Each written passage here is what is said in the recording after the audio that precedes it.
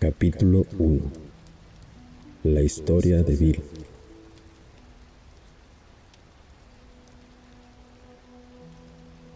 La fiebre de la guerra era alta en el pueblecito de Nueva Inglaterra al que fuimos destinados los jóvenes oficiales de Plattsburgh. Nos sentimos muy halagados cuando los primeros ciudadanos nos llevaban a sus casas y nos trataban como héroes. Allí estaban el amor, los aplausos y la guerra, momentos sublimes con intervalos de júbilo. Por fin estaba yo viviendo la vida y en medio de esa conmoción descubrí el licor. Al descubrirlo, olvidé las serias advertencias y los prejuicios de mi familia respecto a la bebida. Llegó el momento en que nos embarcamos para Europa. Entonces me sentí muy solo y nuevamente recurrí al alcohol. Desembarcamos en Inglaterra. Visité la catedral de Winchester. Muy conmovido, me dediqué a pasear por sus exteriores y llamó mi atención una vieja lápida en la que leí esta inscripción: aquí yace un granadero de Hampshire, quien encontró su muerte bebiendo cerveza fría. Un buen soldado nunca es olvidado, sea que muera por mosquete o por jarra de cerveza. Amenazadora advertencia a la que no hice caso. Veterano de guerra en el extranjero a la edad de 22 años, regresé a mi hogar. Me imaginaba ser un líder porque no era cierto que los hombres de mi batería me habían dado una muestra de su especial estimación. Yo imaginaba que por mi talento para el liderazgo llegaría a estar al frente de importantes empresas que manejaría con sumo aplomo. Seguí un curso nocturno de leyes y obtuve un empleo como investigador en una compañía de seguros. Había emprendido el camino para el logro del triunfo y le demostraría al mundo lo importante que yo era. Mi trabajo me llevaba a Wall Street y poco a poco empecé a interesarme en el mercado de valores, en el que muchos perdían dinero pero algunos se hacían muy ricos. ¿Por qué no había de ser yo uno de estos afortunados? Estudié economía y comercio a la vez que leyes. Como alcohólico potencial que era, estuve a punto de ser suspendido en leyes. En uno de los exámenes finales estaba demasiado borracho para pensar o escribir. Aunque mi manera de beber todavía no era continua, preocupaba a mi esposa. Teníamos largas conversaciones al respecto, en las que yo desvanecía sus temores, argumentando que los hombres geniales concebían mejor sus proyectos cuando estaban borrachos, y que las majestuosas concepciones de la filosofía habían sido originadas así. Cuando terminé el curso de leyes comprendí que esa profesión no era para mí. El atrayente torbellino de Wall Street me tenía en sus garras. Los líderes en los negocios y en las finanzas eran mis héroes. De esta aleación de la bebida y la especulación comencé a forjar el arma que un día se convertiría en boomerang y casi me haría pedazos. Viviendo modestamente, mi esposa y yo ahorramos $1,000 que invertimos en unos valores que entonces estaban a un precio bajo y que no eran muy populares. Acertadamente pensé que algún día tendrían una considerable alza. No pude convencer a mis amigos, corredores de bolsa, a que me enviaran una gira para visitar fábricas y otros negocios, pero sin embargo, mi esposa y yo decidimos hacerlo. Desarrollé la teoría de que la mayoría de la gente perdía dinero con los valores debido a una falta de conocimiento en los mercados, y después descubrí muchos otros motivos. Renunciamos a nuestros empleos y emprendimos la marcha en una motocicleta cuyo carro lateral abarrotamos con una tienda de campaña, cobertores, una muda de ropa y 3 enormes libros de consulta para asuntos financieros. Nuestros amigos pensaron que debía nombrarse una comisión para investigar nuestra locura. Tal vez tenían razón. Había tenido algunos éxitos con la especulación y por ello teníamos algún dinero, aunque una vez tuvimos que trabajar en una granja para no tocar nuestro pequeño capital. Este fue el único trabajo manual honrado que hice en mucho tiempo. En un año recorrimos toda la parte este de los Estados Unidos. Al finalizar el año, mis informes a Wall Street me valieron un puesto allí con una cuenta muy liberal para mis gastos. Una operación de bolsa nos dejó un beneficio de varios miles de dólares ese año. Durante unos cuantos años más, la fortuna me deparó aplausos. Había triunfado. Mis ideas y mi criterio eran seguidas por muchos al son de las ganancias en papel. La gran bonanza de los últimos años 20 estaba en plena ebullición y expansión. La bebida estaba ocupando un importante lugar en mi vida y en la euforia que tenía. Se hablaba a gritos en los centros de jazz en Manhattan. Todos gastaban miles y hablaban de millones. Podían burlarse los que quisieran, al diablo con ellos. Tuve entonces amplias relaciones con amigos de ocasión. Mi manera de beber asumió proporciones más serias, pues bebía todos los días y casi todas las noches. Las advertencias de mis amigos terminaban en pleito y me convertí en un lobo solitario. Hubo muchas escenas desagradables en nuestro suntuoso apartamento.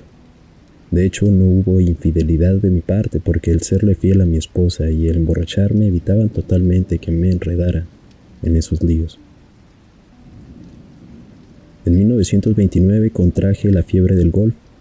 Inmediatamente nos fuimos al campo, mi esposa a aplaudirme y yo a superar a Walter Hagen. Pero el licor me ganó antes de que pudiera alcanzar a Walter. Empecé a estar tembloroso por las mañanas. El golf me permitía beber todos los días y todas las noches. Me causaba satisfacción pasear por el exclusivo campo de golf que tanto admiraba de muchacho, luciendo la impecable tez tostada que suelen tener los caballeros acomodados. El banquero local observaba con divertido escepticismo el movimiento de cheques grandes. En octubre de 1929 se derrumbó repentinamente el mercado de valores de Nueva York. Después de uno de esos días infernales, me fui tambaleando del bar de un hotel a la oficina de un corredor de bolsa. Eran las 8, 5 horas después del cierre de esta. El indicador de cotizaciones todavía matraqueaba.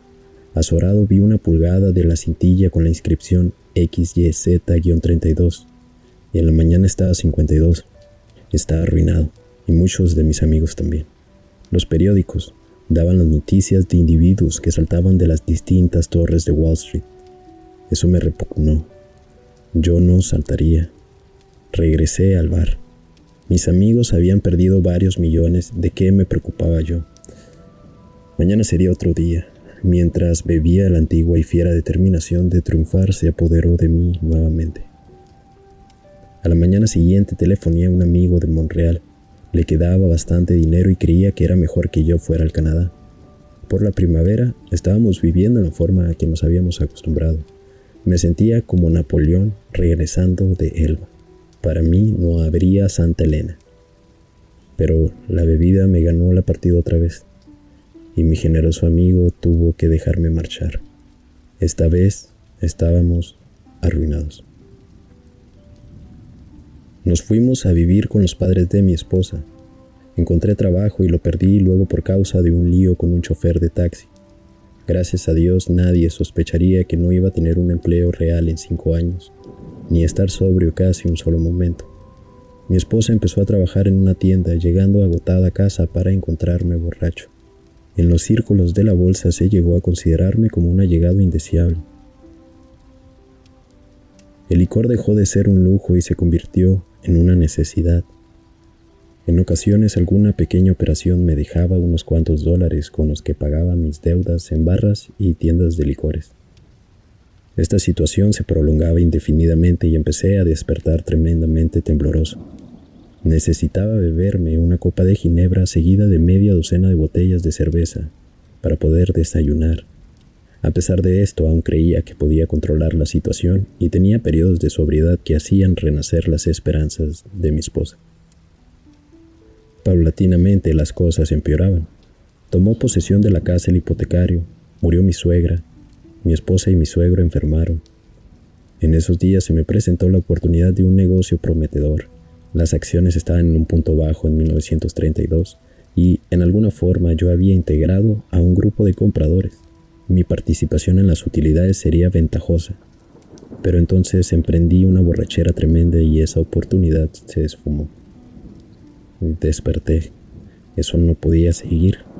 Me di cuenta de que no podía tomar ni una copa. Dejaría de beber para siempre.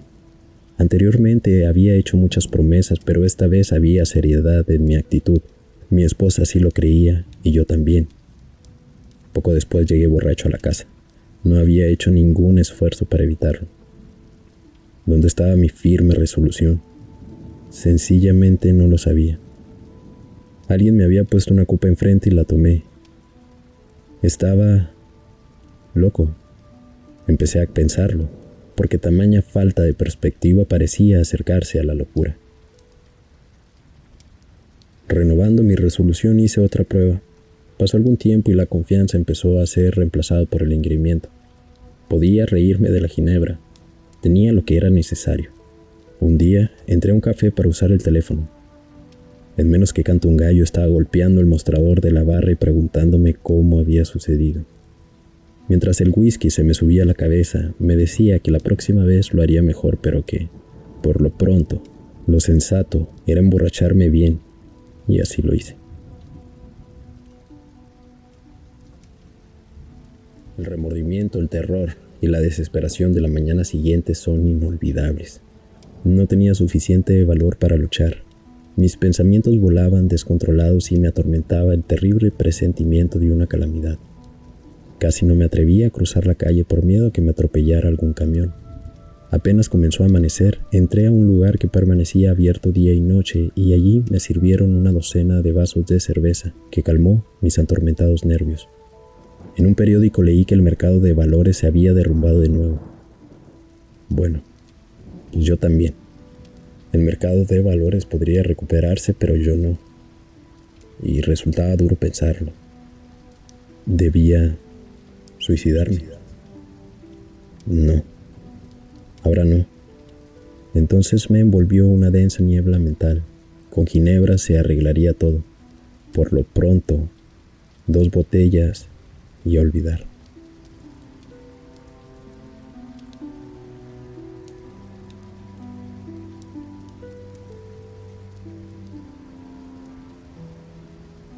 La mente y el cuerpo son mecanismos maravillosos, ya que los míos soportaron esta agonía más de 2 años. Cuando el terror y la locura se apoderaban de mí por la mañana, había veces que robaba a mi esposa el poco dinero que tenía en su bolso. Otras veces me asomaba a la ventana y sentía vértigo, o me paraba vacilante frente al botiquín del baño, en el que sabía que había veneno y me decía que yo era un débil. Mi mujer y yo íbamos de la ciudad al campo y del campo a la ciudad tratando de escapar. Luego hubo una noche infernal en la que creí que iba a saltar por la ventana. Como pude, llevé el colchón al piso de abajo para no saltar al vacío. Fue a verme un médico y me recetó un fuerte sedante. Al día siguiente estaba tomando el sedante y la ginebra. Esta combinación pronto me causó un descalabro. Temían que enloqueciera. Yo también. Comía poco o nada porque no podía hacerlo y mi peso llegó a ser 40 libras menos del normal. Mi cuñado es médico y gracias a él y a mi madre se me internó en un hospital para la rehabilitación física y mental de alcohólicos, conocido nacionalmente. Bajo el tratamiento de belladona se aclaró mi cerebro. La hidroterapia y los ejercicios ligeros ayudaron mucho. Lo mejor de todo fue que conocí a un médico que me explicó mi caso diciéndome que aunque yo había actuado egoístamente, también era cierto que estaba gravemente enfermo física y mentalmente. Me produjo cierto alivio enterarme de que la voluntad del alcohólico se debilita sorprendentemente cuando se trata de combatir el licor, aunque en otros aspectos pueda seguir siendo fuerte. Está explicado mi proceder ante un deseo vehemente de dejar de beber. Comprendiéndome ahora me sentí alentado por nuevas esperanzas. Durante 3 meses las cosas marcharon bien. Iba a la ciudad con regularidad y hasta ganaba algún dinerito. Y seguramente en eso estaba la solución, conocerse a sí mismo. Pero no lo estaba, porque llegó el día temible en que volví a beber. La trayectoria de mi decaimiento físico y moral descendió como la curva que describe el esquiador en un salto de altura. Después de algún tiempo regresé al hospital. Me parecía que aquello era el fin, la caída del telón. Mi esposa, fatigada y desesperada, recibió el informe de que en 1 año todo acabaría con una falla en el corazón, delirium tremens o tal vez un reblandecimiento cerebral. Pronto tendrían que llevarme a un manicomio o a una funeraria. Y no tenían que decírmelo, lo sabía y casi acogía con regocijo la idea. Fue un golpe devastador para mi orgullo. Yo que tenía un concepto tan bueno de mí mismo, de mis aptitudes, de mi capacidad para vencer obstáculos, estaba por fin acorralado. Ahora me sumiría en la oscuridad uniéndome al interminable desfile de borrachines que me precedían. A pesar de todo, habíamos sido muy felices mi esposa y yo. ¿Qué no hubiera dado yo por reparar los daños? Pero eso ya había pasado. No hay palabras para describir la soledad y desesperación que encontré en ese Senegal de autoconmiseración. Sus arenas movedizas se extendían por todos lados. No pude más, estaba hundido. El alcohol era mi amo. Tembloroso salí del hospital totalmente doblegado. El temor me sostuvo sin beber por algún tiempo, pero volvió la locura insidiosa de la primera copa, y el día del armisticio de 1934 volví a empezar. Todos se resignaron a la certeza de que se me tendría que encerrar en algún sitio o que dando tumbos llegaría a mi fin miserable. Qué oscuro parecía todo antes del amanecer. En realidad, eso era el principio de mi última borrachera. Pronto sería lanzado como una catapulta hacia lo que hoy doy en llamar cuarta dimensión de la existencia.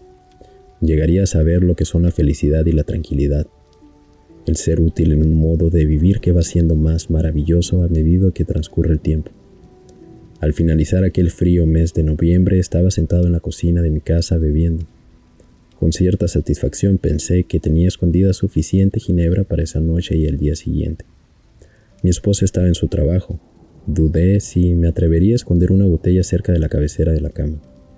La necesitaría antes del amanecer. Mis cavilaciones fueron interrumpidas por el timbre del teléfono.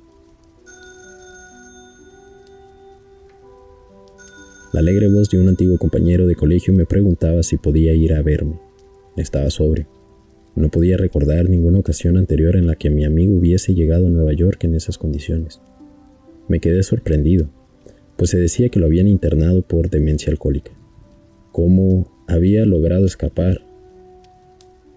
Sin preocuparme de su bienestar, solo pensé en revivir el espíritu de días pasados. Hubo una ocasión en la que alquilamos un avión para completar la juerga. Su visita era un oasis en el desierto de la futilidad. La misma cosa, un oasis. Los bebedores son así. Se abrió la puerta y allí estaba él, fresco el cutis y radiante. Había algo en sus ojos. Era inexplicablemente diferente. ¿Qué era lo que le había sucedido? En la mesa le sirvió una copa y no lo aceptó. Desilusionado pero lleno de curiosidad, me preguntaba qué le habría sucedido al individuo. No era el mismo.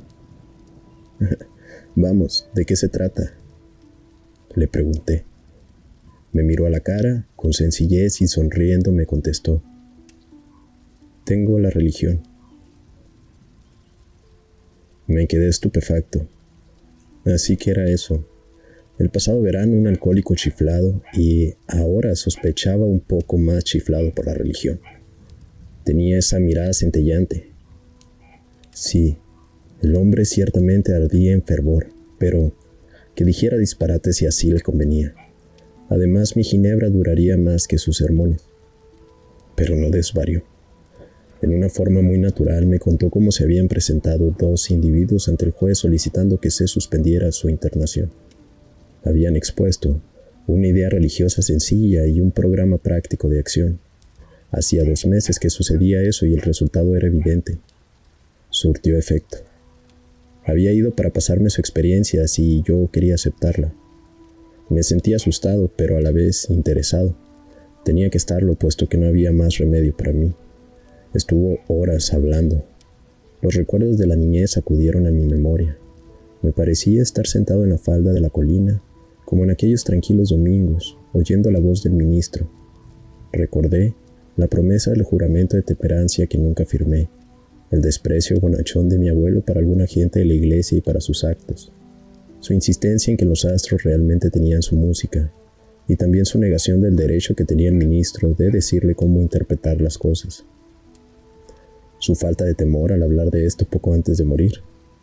Estos recuerdos surgían del pasado. Me hacían sentir un nudo en la garganta. Recordé aquel día en la pasada guerra en la catedral de Winchester.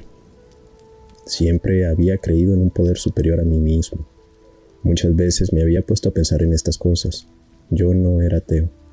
Pocas personas lo son en realidad, porque esto significa tener una fe ciega en la extraña proposición de que este universo se originó en una cifra y que marcha raudo y sin destino. Mis héroes intelectuales, los químicos, los astrónomos y hasta los evolucionistas sugerían que eran grandes leyes y fuerzas las que operaban. A pesar de las indicaciones contrarias, casi no tenía duda de que había de por medio una fuerza y un ritmo poderosos. ¿Cómo podría haber leyes tan perfectas e inmutables sin que hubiera una inteligencia? Sencillamente tenía que creer en un espíritu del universo que no reconociera tiempo ni limitaciones, pero solo hasta aquí. De los clérigos y de las religiones del mundo, de eso precisamente era de lo que yo me separaba. Cuando me hablaban de un Dios personal que era amor, poder sobrehumano y dirección, y mi mente se cerraba a esa teoría. A Cristo le concedía la certeza de ser un gran hombre, no seguido muy de cerca por aquellos que lo reclamaban. Su enseñanza moral óptima, y había adoptado para mí lo que me parecía conveniente y no muy difícil, de lo demás no hacía caso. Las guerras que se habían librado, los incendios y los embrollos que las disputas religiosas habían facilitado, me causaban repugnancia. Yo dudaba sinceramente de que, haciendo un balance, las religiones de la humanidad hubiesen hecho algún bien. A juzgar por lo que vi en Europa, el poder de Dios en los asuntos humanos resultaba insignificante y la hermandad entre los hombres era una broma. Si existía el diablo, este parecía ser el amo universal y ciertamente me tenía dominado. Pero mi amigo sentado frente a mí manifestó categóricamente que Dios había hecho por él lo que él no había podido hacer por sí mismo. Su voluntad humana había fallado. Los médicos lo habían desahuciado. La sociedad estaba listo para encerrarlo. Como yo, había admitido una completa derrota. Entonces, efectivamente había sido levantado de entre los muertos, sacado repentinamente del montón de desperdicios y conducido a un plano de vida mejor de lo que él nunca había conocido. Se había originado en él este poder. Obviamente no había sido así. No había existido en él más poder del que había en mí mismo en ese momento, y en mí no había absolutamente ningún poder. Eso me dejó maravillado. Empezó a parecerme que, después de todo, la gente religiosa tenía razón. Aquí estaba trabajando en un corazón humano algo que había hecho lo imposible. En esos momentos revisé drásticamente mis ideas sobre los milagros. No importaba el triste pasado, aquí estaba un milagro sentado a la mesa frente a mí. En voz alta proclamaba las buenas nuevas. Me di cuenta de que mi amigo había experimentado algo más que una simple reorganización interior. Estaba sobre una base diferente. Sus raíces habían agarrado una nueva tierra. A pesar del ejemplo viviente de mi amigo, todavía quedaba en mí los vestigios de mi viejo prejuicio. La palabra Dios todavía despertaba en mí cierta antipatía, y este sentimiento se intensificaba cuando hablaba de que podía haber un Dios y que para mí fuese personal. Esta idea no me agradaba. Podía aceptar conceptos tales como inteligencia creadora, mente universal o espíritu de la naturaleza, pero me resistía al concepto de un zar de los cielos, por más amante que fuera su preponderancia. Desde entonces he hablado con decenas de personas que pensaban lo mismo. Mi amigo sugirió lo que entonces parecía una idea original. Me dijo: ¿por qué no escoges tu propio concepto de Dios? Esto me llegó muy hondo. Derritió la montaña de hielo intelectual a cuya sombra había vivido y tiritado muchos años. Por fin me daba la luz del sol. Solo se trataba de estar dispuesto a creer en un poder superior a mí mismo. Nada más se necesitaba de mí para empezar. Me di cuenta que el crecimiento podía partir de ese punto. Sobre una base de completa y buena voluntad, podría yo edificar lo que veía en mi amigo. ¿Quería tenerlo? Pues claro que sí, lo quería. Así me convencí de que Dios se preocupaba por nosotros, los humanos, cuando a Él lo queremos lo suficiente. Al fin de mucho tiempo vi, sentí y creí. La venda del orgullo y el prejuicio cayó de mis ojos. Un mundo nuevo estaba a la vista. El verdadero significado de mi experiencia en la catedral se me hizo evidente de golpe. Por un breve instante había necesitado y querido a Dios. Había tenido una humilde voluntad de que estuviera conmigo y vino, pero su presencia fue borrada por los clamores mundanos, más aún por los que bullían dentro de mí. Y así había sido siempre. Qué ciego había estado yo. En el hospital me quitaron el alcohol por última vez. Se consideró indicado el tratamiento porque daba señal de delirium tremens. Allí me ofrecí humildemente a Dios tal como lo concebí entonces, para que se hiciera en mí su voluntad. Me puse incondicionalmente a su cuidado y bajo su dirección. Por primera vez admití que por mí mismo no era nada. que sin él estaba perdido. Sin ningún temor encaré mis pecados y estuve dispuesto a que mi recién encontrado amigo me lo quitara de raíz. Desde entonces no he vuelto a beber ni una sola copa. Mi compañero de escuela fue a visitarme y lo puso al tanto de mis problemas y de mis deficiencias. Hicimos una lista de las personas a quien había dañado o contra los que tenía resentimientos. Yo expresé mi completa disposición por acercarme a esas personas admitiendo mis errores. Nunca debería criticarlas, repararía esos daños lo mejor que pudiese. Pondría a prueba mi manera de pensar con mi nuevo conocimiento consciente que tenía de Dios. En esta forma el sentido común se convertiría en sentido no común. Cuando estuviera en duda permanecería en quietud y le pediría a Él dirección y fortaleza para enfrentarme a mis problemas tal y como Él lo dispusiera. En mis oraciones nunca pediría por mí excepto cuando mis peticiones estuviesen relacionadas con mi capacidad para servir a los demás. Solamente entonces podría yo esperar recibir, pero eso sería en gran escala. Mi amigo prometió que cuando hiciera todo esto entraría en una nueva relación con mi Creador, que tendría los elementos de una manera de vivir que era la respuesta a todos mis problemas. La creencia en el poder de Dios más lo suficiente buena voluntad, honradez y humildad para establecer y mantener el nuevo orden de las cosas eran los requisitos esenciales. Sencillo, pero no fácil. Tenía que pagarse un precio. Significaba la destrucción del egocentrismo. En todas las cosas debía acudir al Padre de la luz que preside sobre todos nosotros. Estas eran preposiciones revolucionarias y drásticas, pero en el momento en que las acepté, el efecto fue electrificante. Había un sentido de victoria seguido por una paz y seguridad como nunca había conocido. Había una confianza total. Sentí que me levantaban tal como si respirara plenitud en el aire puro de la cumbre de una montaña. Generalmente, Dios llega a la mayoría de los hombres gradualmente, pero el impacto en mí fue cabalmente súbito y profundo.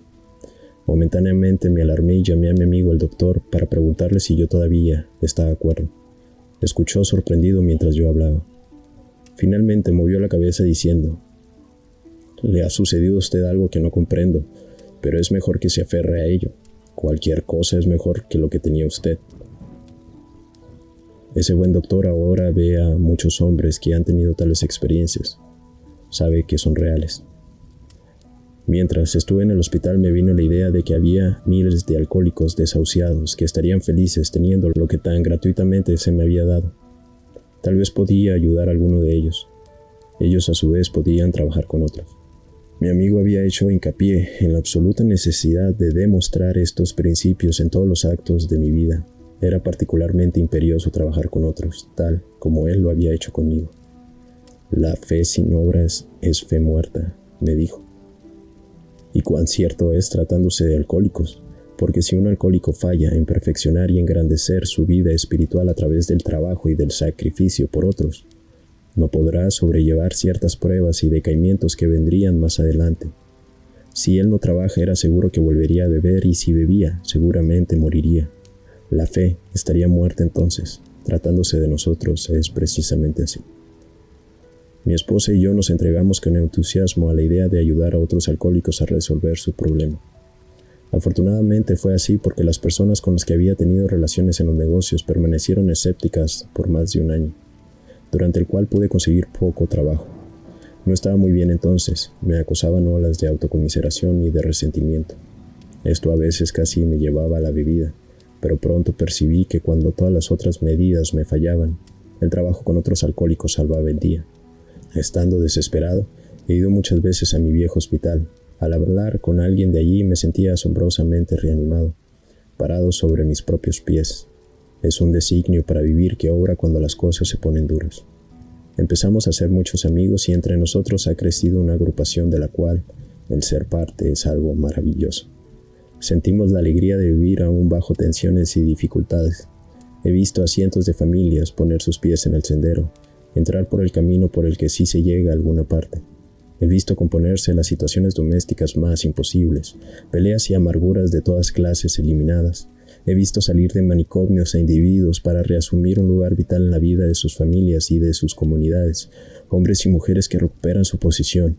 No hay casi ninguna clase de dificultad y de miseria que no haya sido superada entre nosotros. En una ciudad del oeste hay 1 millar de nosotros y de nuestras familias. Nos reunimos con frecuencia para que los recién llegados puedan encontrar la agrupación que ellos buscan. A estas reuniones informales suelen asistir entre 50 y 200 personas. Estamos creciendo en un número así como en fortaleza. Un alcohólico en sus copas puede ser un ser despreciable. Nuestra lucha con ellos puede ser fatigosa, cómica o trágica. Un infeliz se suicidó en mi casa. No podía o no quería darse cuenta de nuestra manera de vivir. Sin embargo, dentro de todo esto queda un amplio margen para divertirse. Me imagino que alguno puede escandalizarse ante esta mundanalidad y ligereza, pero detrás de esto hay una gran seriedad. La fe tiene que operar en y a través de nosotros las 24 horas del día, o de lo contrario pereceremos. La mayoría de nosotros creemos que ya no necesitamos buscar más la utopía. La tenemos entre nosotros aquí y ahora mismo. Aquella charla de mi amigo en la cocina de mi casa se multiplica más cada día en un círculo creciente de paz en la tierra y de buena voluntad para con los hombres. Bill W., cofundador de AA, murió el 24 de enero de 1971.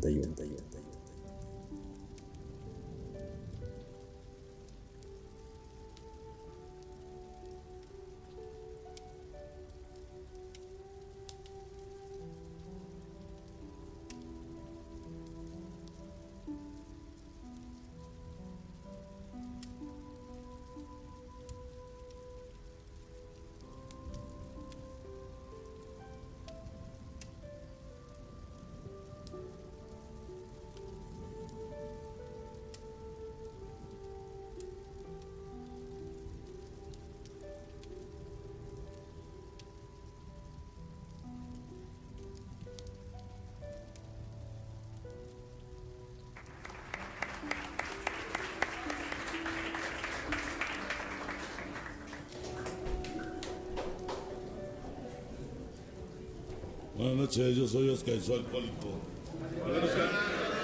Agradeciendo, compañeros, ¿no?, la invitación que nos hicieron a venir a hacer la unidad aquí al pinche pueblo de Tlalnepantla. Y felicitarlos por qué están festejando. Su sexto aniversario, ¿no? Ya saben que mi lema siempre ha sido y seguirá siendo que el aniversario se haga como ustedes quieren, que no vaya a salir como Dios quiere, porque si sale como Dios quiere, culo les va a hacer falta. Y antes de iniciar con el compartimiento